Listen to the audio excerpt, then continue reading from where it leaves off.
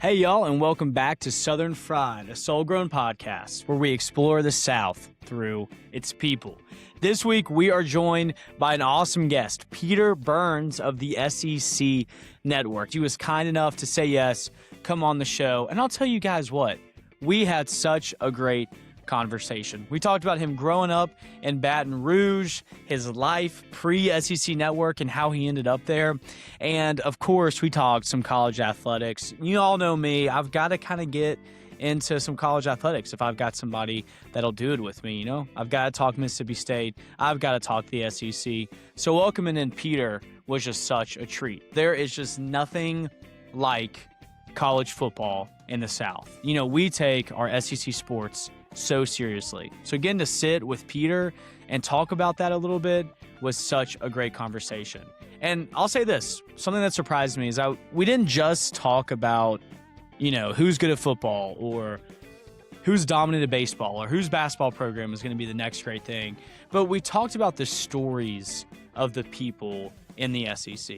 And something I love about that is the whole point of Southern Fried, what we try and get at is explore the South through its people, find interesting stories and cool people, and take paths through the South and figure out about people who live here. And getting to talk to Peter, we talked about how his life now on the SEC Network has really made him see all these stories and all these storylines and the people and the teams and the awesome realities that are in the South. And so we really talked about that and leaned into that.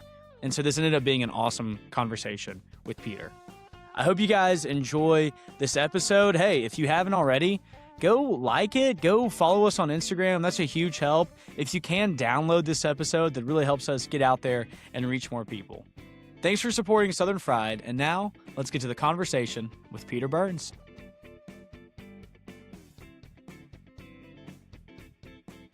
All right, Southern Fried, we are welcoming on Peter Burns of the SEC Network to the Southern Fried podcast. Peter, thanks for being on today.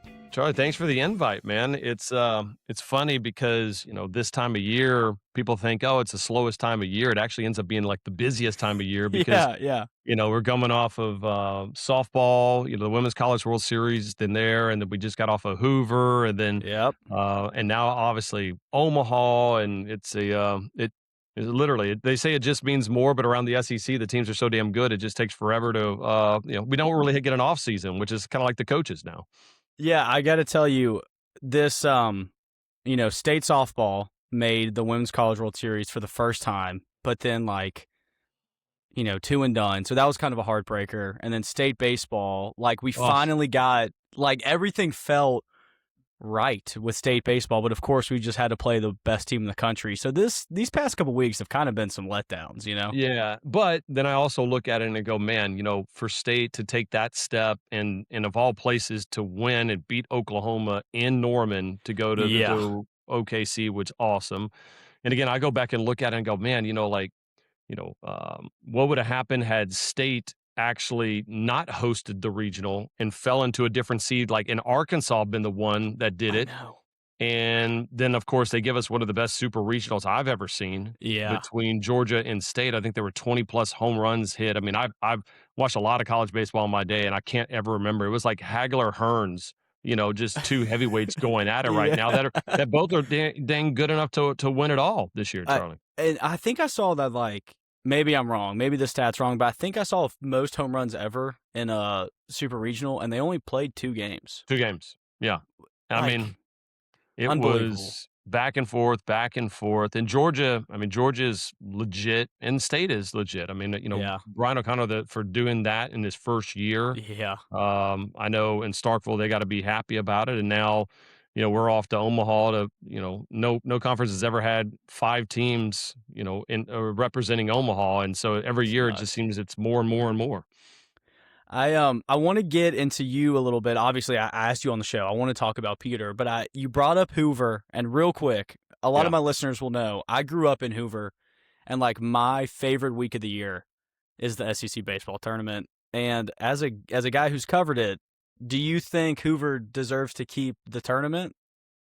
I think so. And the reason why I say that is I've seen, how the stadium's gotten better every single year, what they've Yeah. done with to the Finley Center outside of it, and now it's become like a fan favorite where you show up and there's a ton of games. And if there's a rain delay, you can go inside. I mean, it's Yeah. just, and Charlie, I think the one thing we lose every year is a little bit of the soul of college athletics. I know I mean, trust me, that's all we've been talking about here in our Um, industry. yeah. But I think there's certain places that are just special. Like, when I say Augusta, I'm talking about the Masters. When I say Sure. Omaha, you're talking about College World Series.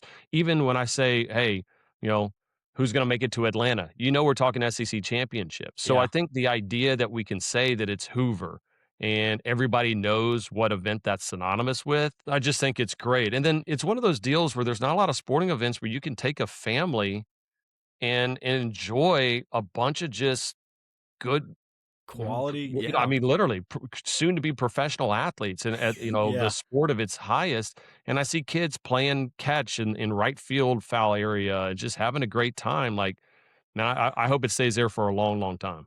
Yeah. I mean, you can't get rid of the feral kids of Hoover. That would just The be feral a kids of detriment. Hoover, that's again, there needs to be there'll be a maybe you do the documentary of the feral kids in Hoover. What's great is now we've done them so long on SEC Network that some of the feral kids in Hoover end up actually being players on some of these teams. Yeah. I can't recall. I don't know if it was an Arkansas kid or something, or maybe a Bama kid. There was some kid that we had a highlight from catching a Yeah. foul Yeah. ball when he was about 11 years old, and now he's in the starting lineup for an SEC team. It's crazy.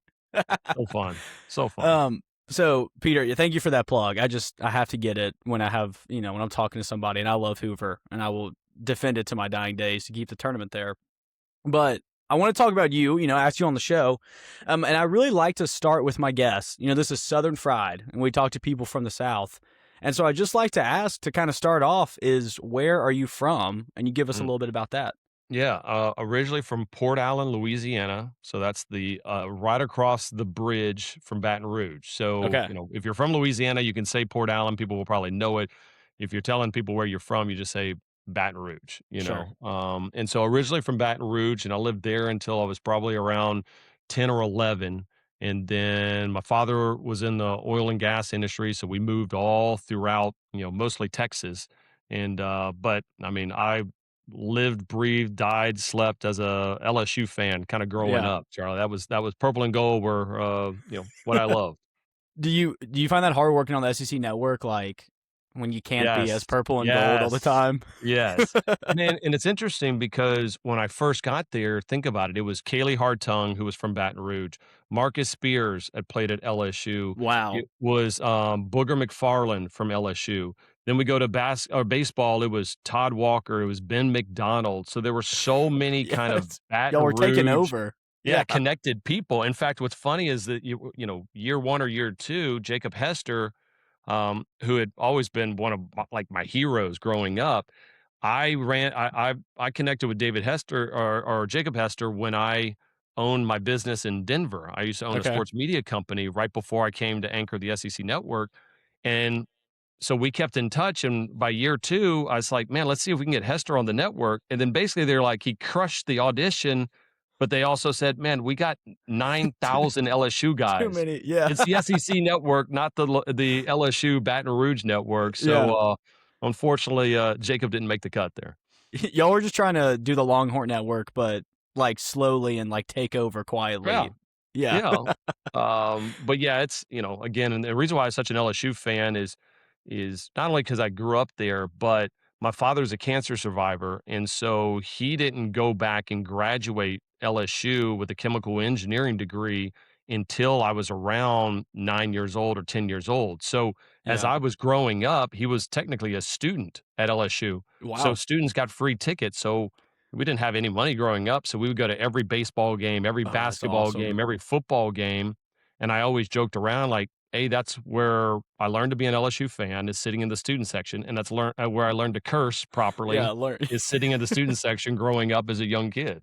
Did you? Okay. Really? You got free tickets. So like as a 10-year-old, you went to the student section in Death Valley. Oh, yeah. I mean, we'd Oh go my there. I remember watching Albert/Joey Bell, Ben McDonald, I mean, all these great LSU legends.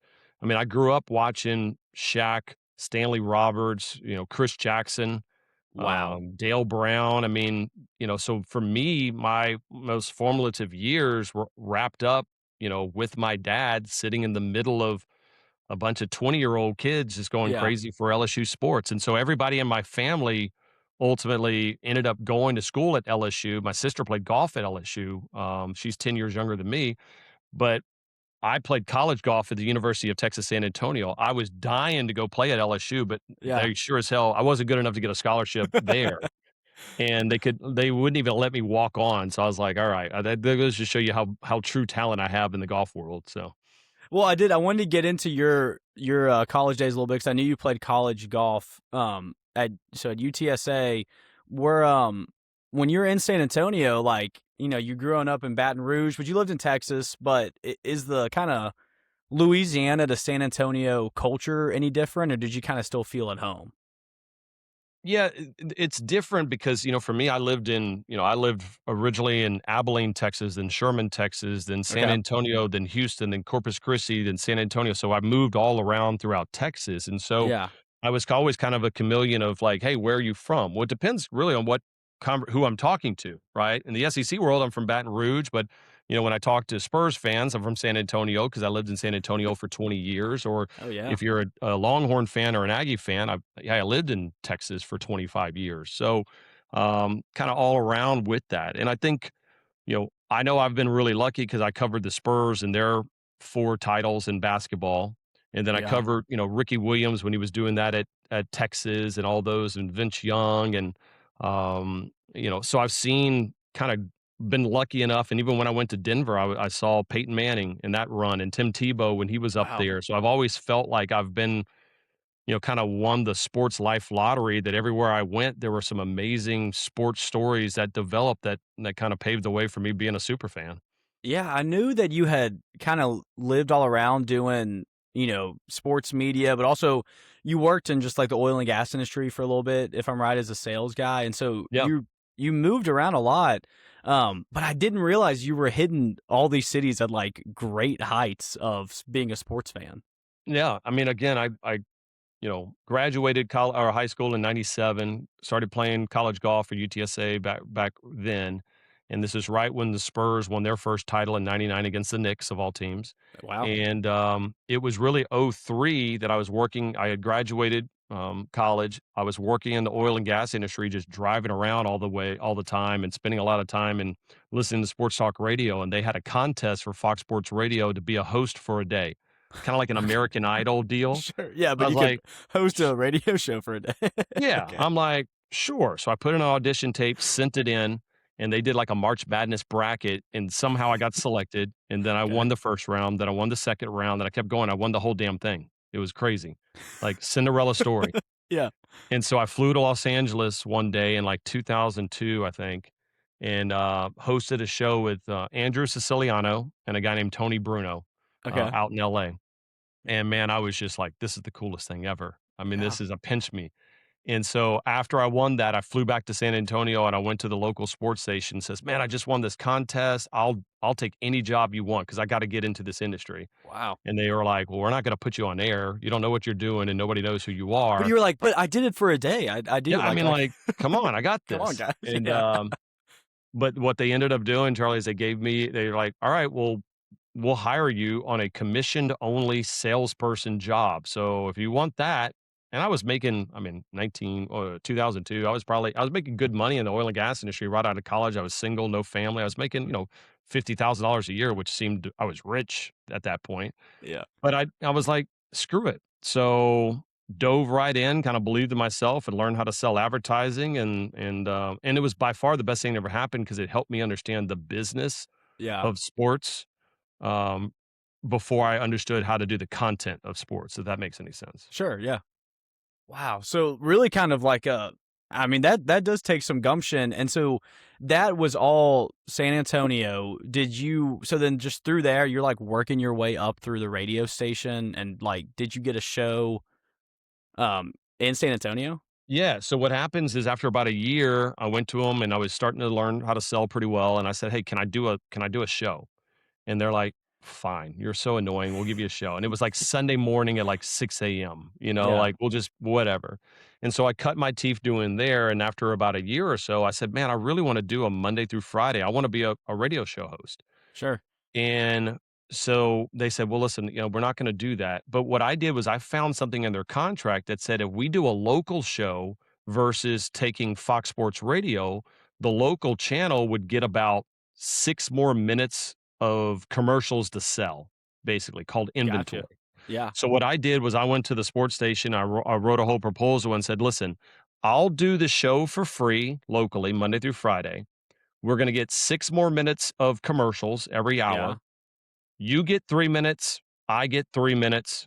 So it's a no-brainer. Like, Yeah. you don't have to pay me a dime. I'll pay for myself. You get 3 more minutes of inventory and you get a local show.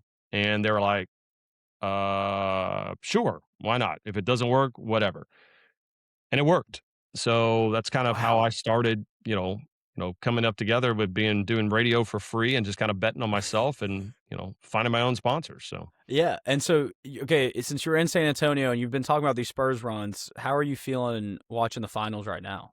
it's funny because it just reminds me of the days when I was cutting my teeth starting the industry because I used to start, once I had done that shows for a year or two, I started doing the pregame and postgame with the Spurs. And that was naturally, what everybody talked about was San Yeah. Antonio. I mean, they talk about Yeah. the Dallas Cowboys and the Spurs. Those were the two big games in town.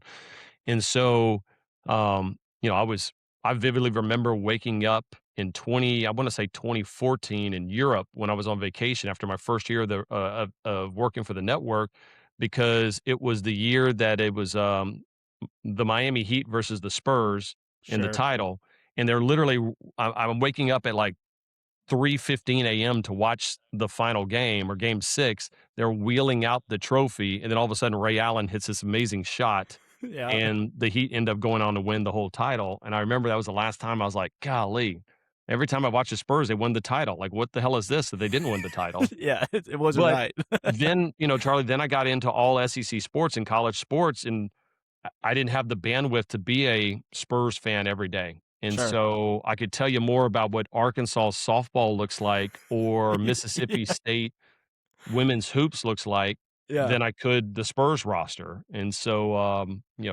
it's nice to have kind of new blood of the Spurs, kind of Sure. get my fandom. Because once you do this job enough, it kind of ties back to the question you said, is it hard being an LSU fan? Um, Now I realize as much as I still love LSU, I love the stories of the SEC more. So Yeah. I find myself pulling for players or coaches or great storylines and great content more so before I got into media, where it was, I hope Alabama goes 0 for 12 every year, and I hope Sure. Auburn, never wins a basketball game. Well, because I was such an LSU fan. Now, I just kind of pull for the good-hearted people of the SEC. Wow. Yeah. That as a fan, because man, I love the Bulldogs. Like I love State. It's hard to think like I would ever cheer for Ole Miss just because who was on their baseball team a couple years ago? Oh, they all loved him, and he was Um, huge, and he for Ole would Miss or rake for for Ole Miss. Tim Elko was Yeah, probably and the everybody guy. loved Elko. Oh, Elko's in, and Tore like his I get it. ACL, would play with no ACLs, and he's hitting home runs, they win it, but at the same time, you're as a State guy, you're probably upset, you're like, "We finally cut through, we win in Omaha," and Oh, sure as dude, hell, who the heck wins it the next year? The school up north, you Peter, know? you don't like. I I try to put into words to everybody that year in 22. It was like this is the worst thing that could happen to me. Like Yeah. I had a year to celebrate. We had a year to hold it over their heads. Mhm. Oh man. Okay, sorry. I will tell you this though, I was talking to somebody not too long ago, is they asked me what's the greatest moment you've had since, launching at the SEC network Okay, and the I worst wanted to moment. actually ask you about this because I think I saw your answer somewhere. Yeah, and I still say the best moment I ever had was not LSU in 2019 with Joe Burrow, and that's near and dear to my heart, or all these other things. I mean, I was on the field right in front of 2nd and 26, where Tua threw the pass and won the Yeah. national championship. Like, those are great, but my favorite memory is Morgan Williams hitting the shot against South Carolina. Wow. And Okay. to this day, I think it was just because I had visited Starkville and I loved the people there so much, and UConn just represented everything of the the blue blood of the sport, and Yeah. it was there's no way this happens.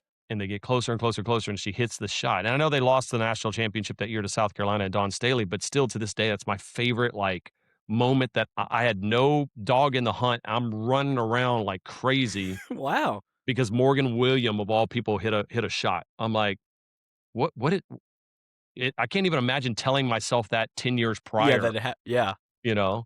And on the flip With side of it, that it was the following year, maybe the worst moment I had was I'm in the hump. I'm hosting a show for SEC Network because it was a watching party for State versus oh, Notre Dame in yeah. The women's next year. basketball. Yeah. And with 3 minutes to go, State's up like 8, and this place is a party. They've never won a national championship. Everybody's Yeah. ready to go. Vic Schaefer, the whole thing. And Notre Dame hits not one buzzer beater to get into overtime, but it hits a buzzer beater in overtime to win. And Yeah. I vividly remember you hear not only kids, but you hear grown adults crying. Oh. And it was, and in fact, in that show, I can't remember who the name of my co-host was because we brought in a former state women's hoops player Oh to wow. be our analyst that day. And Oh, poor her. she started crying on air, and it became, almost uncontrollable where we had to go to a commercial break. And I was Yeah. like, so again, we've kind of seen who I would have never thought that Mississippi State had given me in a dozen plus years my best and worst moment working for the network. Yeah. Well, as a state fan, like it would have been awesome, obviously, to win either of those national championships. But there's something a little, because you talk about storylines, like a little poetic that we didn't win those national championships, like knocking on the door t- to then make in 2021 baseball be the first national championship for the school. Like I think it almost was like it kind of is serendipitous that it worked out that way. I don't know how many fan bases you can say where a baseball title would be as good, if not even more so appreciated by the Yeah. community than a football national championship. I think Starkville might be one of the few places in the country that's that way. Yeah. And look, obviously everybody knows football would be great. It'd probably be better for like, the school, but there's something about that's magical for state to win Well, you go back that to national championship. Palmero and Clark and, Ron Polk and Yeah, Coach just, Polk, yeah. I mean, and that's what I really just love about state is it's kind of just a throwback spot. And we just and that's why I love Hoover. I mean, I love college baseball near and dear to my heart. Hey, Southern Fried listeners, just wanted to jump in real quick and tell you guys how thankful I am that y'all stopped and listened to this episode. All of the episodes that we put out, all of the people that we get to talk to, they're not possible without the listeners like you listening right now to this episode. So thank you guys so much for supporting. Please continue to support, like and subscribe and do all those good things. They really help us grow. But at the end of the day, I hope that you are just enjoying a real conversation with somebody from the South, somebody that you can relate to being from here, and we can continue to explore the South together. Thank you guys so much. And now, let's get back to the conversation. And so you've talked about San Antonio, and then you spent some time in Denver, but what did your kind of path look like to finally get to work for the SEC Network? Because you were a radio guy before you even appeared on SEC Network. Yeah, so that's a kind of a cool story is that I go to Denver, and it's kind of the similar situation as I was working for one of the big sports stations there, and but I was selling country music advertising. Like they didn't have any spots open on the sales team, so they're like, all right, I'm going to move to Denver. I'm going to try to get into the Denver sports team, but the only job I get was selling advertising for country. And so finally, I just got upset and I was like, no, I can do this. I've done it once. I want to do it again. So I went to the local the sports station that was owned by our company. I said, hey, can I do this? And they said, man, we just don't have a spot for you. I said, okay. So I went to the rival radio station and I bought out their morning show. So I went to the station and said, Wow. I'll just pay you to put me on air, but I get all of the commercial advertising. I can sell all the commercials myself. Okay. Yeah. And so the station was like, sounds good to us. Like, good luck, and you're going to probably free fail. money. Yeah, free money to me. And so I did it, and within 2 years, I grew it really well. And then then I got kind of what Pat McAfee does now. I did in 2011, basically. I Okay. went to the Right. Denver Post and had them build me a studios, and I put it on television. And so in 2014, the Broncos played the Seahawks in New York City for the Super Bowl. Yeah. So I brought my entire staff there to film shows. Okay. And an agent just happened to see me doing my show from the Super Bowl in New York City. And he's like, "Hey, you ever think about doing TV?" I go, "I would love to."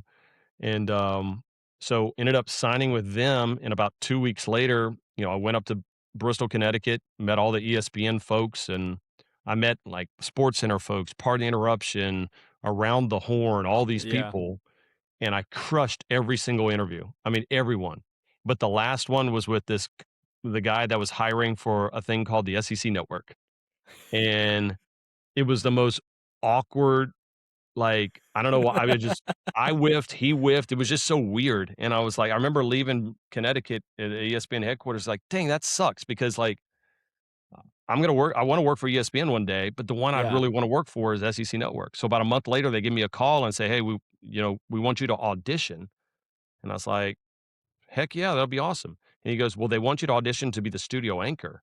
And I'm like, I turned it down, Charlie. I Wow. I turned it down Wow. because I told the agent, I was like, "I've never been on TV before. I've never read a." Oh yeah. So to be the anchors, pretty. Yeah, like, Yeah. I've never done I've never been on camera. I've never done a highlight.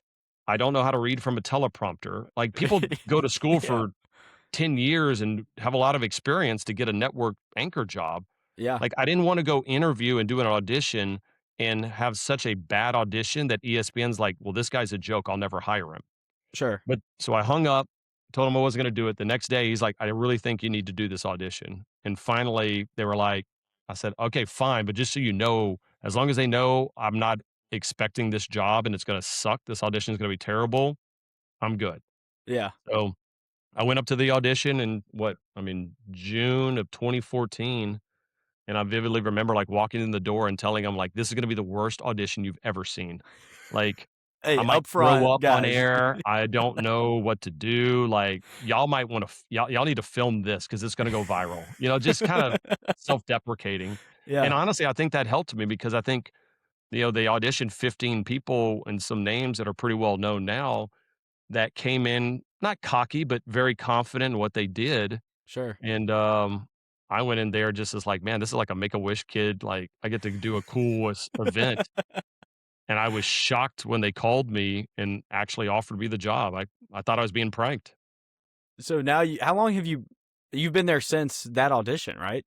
Yeah, day one, when we launched the network was my first day ever on Wow. television and the first day of the SEC network, and now it's some 4,400 and some odd days, so, 12 years plus now. Wow. How has your, like, do you enjoy, you've talked about the storylines. Is it like you love traveling to SEC, cities too? Has it been cool to kind of like full circle to, like, as a kid growing up an LSU Tiger fan in Baton Rouge to now, you're in Columbia, South Carolina, Yeah. for some event. Are those things cool too? It's my favorite, and that's kind of where I've transitioned and kind of found my footing. In the first couple of years, it was, man, I can't wait to be the next Paul Feinbaum, and be Yeah. opinionated and be out there, and definitely on my social media, and over the last couple of years, maybe it's maturity level or having kids where I'm like, you know what, that's kind of a young man's game of always stirring the pot, Sure. um, Except for and Paul, I guess. well, and Paul, but Paul's a different character, like, he's not human, his DNA is different. But now, as I've traveled, I've made these great connections and know these coaches, athletic directors, and university presidents, I'm more champion the idea of sharing the stories of the SEC, like, Yeah. the history, the culture, the people, because I was one of these people that, like I said, growing up, hated every other SEC fan base until you got there and you're like, dude, being at Williams-Brice Stadium when they played Sandstorm, but, that's awesome. Sure. And seeing them run through the T at Tennessee is incredible. Going to the Grove at Oxford, I mean, like, Some would and say it's cool. some would say it's cool. I would say Yeah. it's pretty darn cool. Yeah. But again, like just there's so many cool things, and the SEC truly is. It just means more. It is a way of life Yeah. that a lot of people across the country don't truly understand. And something that I've kind of been fortunate to talk with a lot of people about on this show, kind of exploring the South by talking to different people, is that wherever you go in the South, whether it's for you, it's really sports centered, but you're not just in the sports world. Like when you go to any of these SEC cities, like you meet people and you make connections and relationships.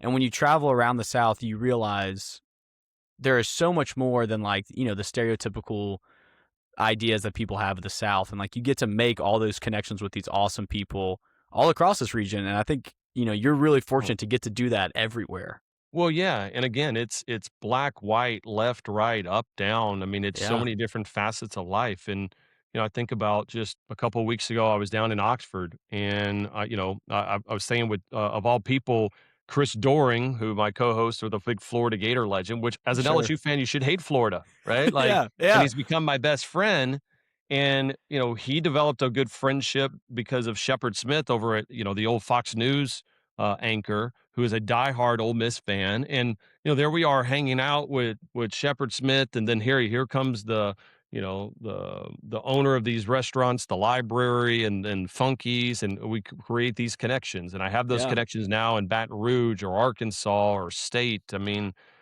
and that's when you just get to realize like people you know, their whole world, kind of orbits around SEC sporting events and SEC type stuff. And yeah, I just started producing my first TV show for the SEC network, which I'm really excited about, which was, it's called Welcome to the SEC. So it's about we have four brand new coaches here to the SEC, sure. but we also have, Lane Kiffin in his first year at LSU and Pete Golding in his first true year at Ole Miss.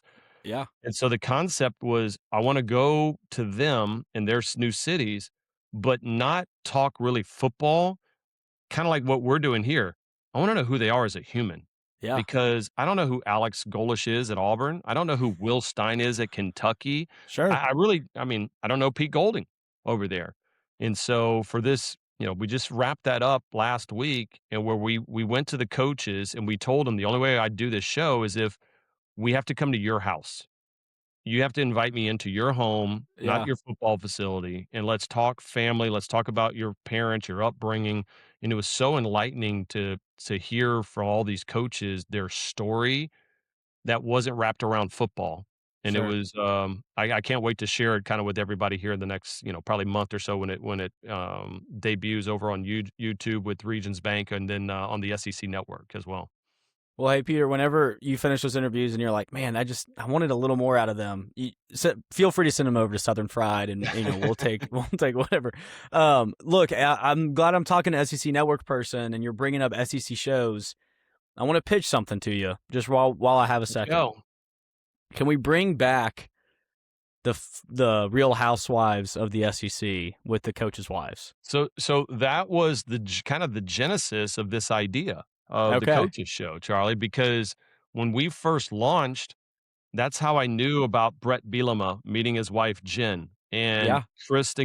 or Gus and Christy Malzahn going to Waffle House after a game and a win. Like Yeah. in I love that. And, over the course of the years, for a bevy of different reasons, we just got away from that programming because I'm like, man, that the wives, and that's why I've been really fascinated about it, like, like one of the interviews or, episodes we did was with Will Stein and, the new head coach at Kentucky, and a Sure. lot of the interview was with his wife, Darby, who's a former lacrosse player, and I'm like, "How do you" and we played pickleball together, and we're talking trash, and it goes to show you, like, these people, we put SEC especially football coaches as a deity or a deity, Yeah. right? Like, they're the they're idols. Yeah. They're people that change diapers. They're people that have mental issues. There's people that have real world stuff that they're battling. They just happen to Sure. coach football and get paid a boatload of money to do it. So that's why I love that show. And it's funny you say that because that was one of the things I was like, we need more of that on the network. I got to tell you, as a fan, it almost makes it harder to to like root against people, because when you meet somebody and you're like, oh man, like, oh, they have a family and they like want what's best for their kids, and they're making this coaching decision probably because they think I may not have a job next week. It really like changes. It really grounds you as a fan to like change how you view everything that goes on. Yeah, I mean, even like, Netflix did one season of that kind of Saturdays in the South, and Yeah, it's a conversation that I've always had. Shane Beamer has become a close friend that I've always had with Shane about, hey, you see the wins and they're great, but you don't know what it's like when my kids might get bullied at school because we lost a game last second because of a field goal. yeah, Like, it's the real deal. Or, yeah. Alex Golish talking to his kids about, what job should we take, and, what those conversations are like. And, that's part of the element that's kind of lost, especially with social media, where everybody can just hide behind some online persona and just spew nonsense. It's like, Sure. how do you stay grounded at that point? And that, I think we need to do a better job of kind of understanding that human element. Well, I completely agree, and I want to ask you, as you have traveled across the SEC and you've gotten, you've been all over. There is something that I am curious about you personally. You go to all these places, I know Starkville. You say you love Starkville, and we love that. We love when people say that they actually like it, because some people like to, be mean to it, which it's a beautiful town and In the beautiful guest people. room, Ben 612. Amen. I mean, restaurant time. There's a Starkville Cafe. Like, one of my favorite things is going to Starkville Cafe, because every single person there, when you're having breakfast, like on a Wednesday morning at 9 a.m., is wearing some type of Hail State gear. Like, Yeah, yeah. it's like out of a movie. But you almost also feel a little bit like, oh, I'm interrupting the Rotary Club's meeting. Like, my bad, guys, for being here. Yeah. A little But different. I'm glad you brought up those places. I do want to know if, like, do you have a place, like one spot in an SEC town that you would say is the best food in the SEC?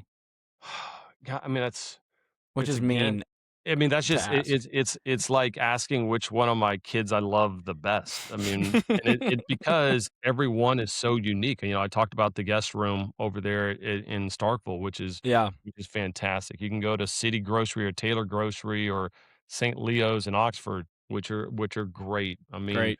Um, you know, and one of the things I like, I go into Spurrier's over in Gainesville, and seeing all Fun of the place. it's a Fun museum place. of all Yeah, coaches' stuff. So I guess my cop out answer is that it kind of, like, my favorite one is almost my next one, yeah, because when I'm there, I'm always lucky enough. I'm there with either a coach or some players or some people that it's the storytelling around those places that really kind of make it special, because food's going to be great everywhere. yeah. Um, but I think it's just more of kind of like just the ambiance of these spots as well. Sure. Well, Peter, I have a couple more questions because I am so appreciative of you joining. I know you've got stuff to do, but I read an interview recently, and you were talking about if you had to pick the perfect foursome on the course to join you, and you gave Steve Spurrier, which is great, Bo Jackson, and then you gave a name that this is really what I want to ask about. You said Robert Nealand, Oh yeah. like Neyland Stadium, Robert Nealand.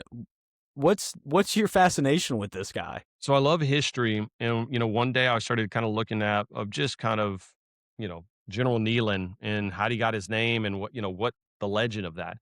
Then I Okay. start diving into it. And I'm like, World War One legend. Okay, so that's Okay. awesome. Okay, and then he was then he originally went to A&M and then transferred to Army, where he was an unbelievable pitcher. Wow. Okay, got recruited by Major League Baseball teams. He was the heavyweight champion for Army boxing. Okay, Pitched then and boxed. pitched and boxed, and was a great student, goes into the war, becomes this high-ranking official early in his career. In fact, he was so good that the Army found an interview that they had asked him, "How old are you?" And he said something like 27. The Army got embarrassed about that because they thought they should have older, more That's professional. crazy. They basically kinda kicked him out of the Army and sent him to MIT. He goes to Wow. MIT and studies civil engineering, where he learns how to be an engineer and designs the plans for Neyland Stadium, then Okay, that's goes awesome. coach, okay, and does extremely well in coaching. Then World War II happens, goes into the war, okay, and comes back and wins more national championships. All while in the middle of that, he hunted Pancho Villa for the U.S. government in Mexico, Wow. um, and he trekked across the Himalayas delivering goods, delivering stuff in the war. I'm like, Wow. this guy legitimately is the Forrest Gump of the SEC. And Yeah, yeah. I mean, nobody knows that story. So, and Suge Jordan, I mean, some of the stuff about Yeah. him in the war and, and then the famous story about Bear Bryant, who for a lot of people don't know, Bear Bryant had gotten in his car on December the 7th, 1941. That Okay. morning, it was driving to Arkansas because he was going to take the head coaching job at Arkansas. Okay. And Pearl Harbor happens. As Pearl Harbor, he hears about Pearl Harbor and turns the car around and goes into, and goes into the army. Wow. And I bet you Arkansas start is not happy with that one. you start thinking about the greatest generation and the choices that they made and like Yeah. the butterfly effect of what if that happened on December the 6th and he had gone to Arkansas and taken that job, what career, what path would that have gone for Bayer, for Alabama, for all of this? I mean, just there's so many great stories, especially tied into, that time frame for the SEC that's fascinating. Well, I love hearing about this because it's obvious that you're not just like I think a lot of times people see a guy at a sports anchor desk and they're like, oh, he probably just loves to watch football all the time. But like clearly there's more to you than just like, watching sports all the time, which is great. I love sports. Yeah. That's like probably my my mom asked me the other day. She's like, "Do you feel like you have any hobbies?" I was like, I guess Mississippi State is my hobby." But like, But there's more to you than just that, which is well, so like we interesting. talked about it, and as you get older in your career, and that's why like when you grow up and we want to play golf, everybody thinks you want to get a job in the golf industry. And that's the Yeah, worst thing could ever happen because then it becomes a job and you don't love it the way you love a hobby. yeah, And I would be lying if I said I love sports now as much as I did when I was 12 or 17 or 23 years old growing up sure, because I love sports and I could be a true fan. Now I love the stories about sports that are yeah, more interesting to me than the actual wins and losses because the wins and losses come and go. Okay. It's hmm. the players, it's the stories, it's the headlines, it's the legacies that are more interesting to me now than ever before.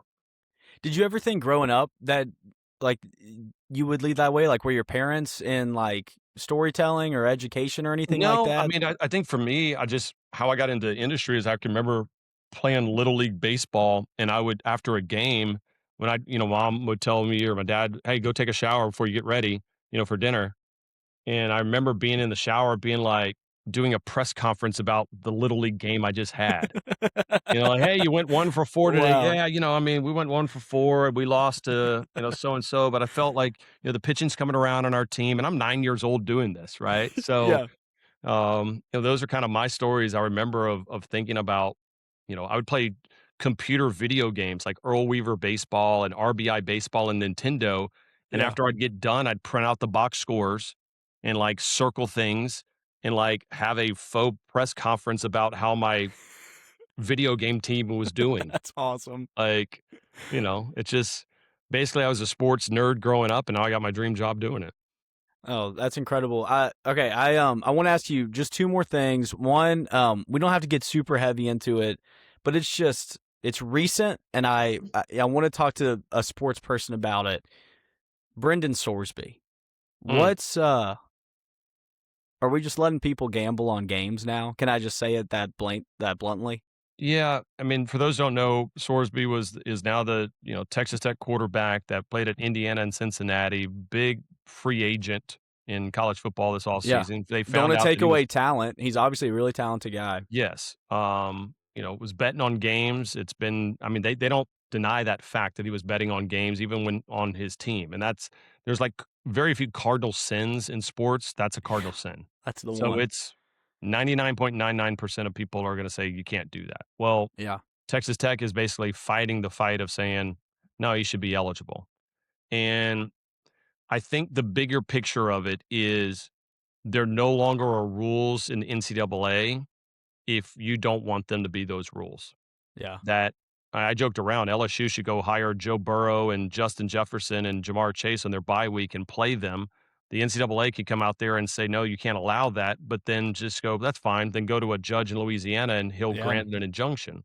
Sure. So, it's a reckoning of college sports, and it you have to just rethink how you do all of it any longer. Yeah. And I think that's a microcosm of just society in itself that, hey, we used to always be kind of a world of accountability and standing up, but now Sure. it's more of a, what can you do within the gray lines and get away with it? If you get caught, how do you basically get, not get in trouble? And Yeah. that's unfortunate that that kind of fabric and that thread is being kind of pulled away from our society, just, kind of top to bottom. And it comes down into college sports as well. Yeah, I would agree. Well, Peter, I've got one more question for you. But I ask every guest on Southern Fried to end the conversation that we have. If you were the host of Southern Fried, something happens, and for some reason you're like, yeah, I'm taking that from Charlie, and I'm now the host of Southern Fried, and you have to get a guest to be on the show, who do you think would be good to join you on Southern Fried? Um, it's funny. I say this because I know all its stories, but I'm really fascinated by two people right now. One would Okay. always be Chris Doring, who, again, just the walk on mentality of being a Florida Gator to one of the Yeah. greatest legendary wide receivers, and just kind of his storyline of working in the NFL or playing in the NFL for Coach Spurrier. There's so many great storylines, along that part, and kind of just what everything that's happening in our world right now. You might not like this as a state guy, but, the conversation of Walker Jones over at Ole Miss, who's been in the thick of, everything that's happening with Ole Miss football, Yeah. the Lane Kiffin, Pete Golding saga, and Trinidad Chambliss and NIL and navigating those worlds. Those are two probably fascinating people right now that I think are in such a interesting dichotomy of where we're at in college sports. Yeah. Well, great answer. Yeah, obviously as a state guy, it's always hard to hear an Ole Miss name, but if they're great guests, who cares? If they're good people, who Stories are cares? stories, Stories are stories. Yeah.